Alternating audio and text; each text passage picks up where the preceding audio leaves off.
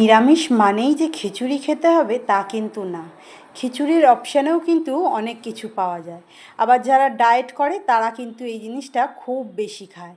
তৈরি করতেও সময় লাগে খুব কম। বাচ্চা থেকে বড় সকলেই কিন্তু এই জিনিসটা খেতে পারবে এবং আজকে হবে বেশ মশলাদার আর হেলদিকর। প্রথমেই আমি নিয়েছি কিছু সবজি। নিয়েছি আলু, গাজর, বিনস, টমেটো কুচি আর নিয়েছি বিট। নিয়েছি আদা, কাঁচা লঙ্কা আর নিয়েছি 150 গ্রামের মতো ডালিয়া। প্রথমেই আমি কড়াই সর্ষের তেল খুব ভালো করে গরম করে নিয়ে শুকনো লঙ্কা, জিরে আর সমস্ত সবজিকে 2 থেকে 3 মিনিট হাই ফ্লেমে খুব ভালোভাবে নাড়াচাড়া করে নেব, যাতে সবজির সমস্ত কাঁচা গন্ধটা বেরিয়ে যায়। যদি রেসিপি ভালো লাগে তাহলে একটা লাইক আর কমেন্ট করে আমার পাশে থাকার অনুরোধ রইল। তো দেখুন সবজিটা বেশ ভাজা ভাজা হয়ে গেছে। এরপর আদাটা গ্রেট করে নিয়েছি, চিড়ে রাখা কাঁচা লঙ্কা আর টমেটো। দিচ্ছি আমি কিছু মশলা। নিয়েছি নুন, হলুদ, জিরে গুঁড়ো, ধনে গুঁড়ো। এরপর আমি সমস্ত কিছুকে খুব ভালো করে কষিয়ে নেব। ততক্ষণ কষাবো যতক্ষণ না মশলা থেকে বেশ একটু সুন্দর গন্ধ বেরোচ্ছে। তো মশলাটা হয়ে গেছে আমার কষানো। এরপর আমি ডালিয়াটা ধুয়ে রেখে দিয়েছিলাম, সেই ডালিয়াটাই আমি এর মধ্যে দিয়ে দিচ্ছি।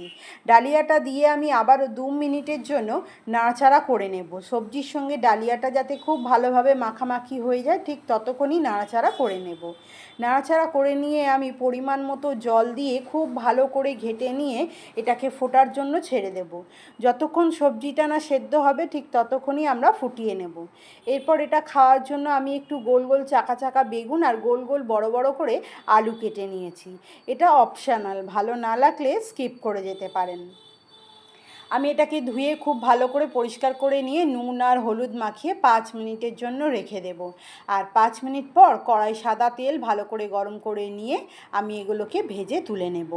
যদি আপনি ইউটিউব থেকে দেখেন তাহলে সাবস্ক্রাইব করে নেবেন, যাতে সর্বপ্রথম আমি আপনার ভালোবাসা পেতে পারি।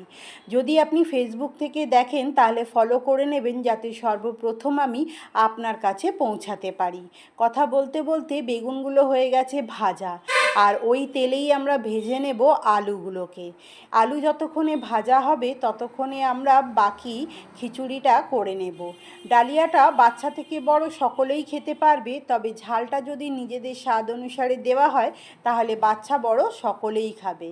তো ডালিয়া আমাদের খুব ভালোভাবে সেদ্ধ হয়ে গেছে, সবজিগুলোও খুব ভালোভাবে সেদ্ধ হয়ে গেছে।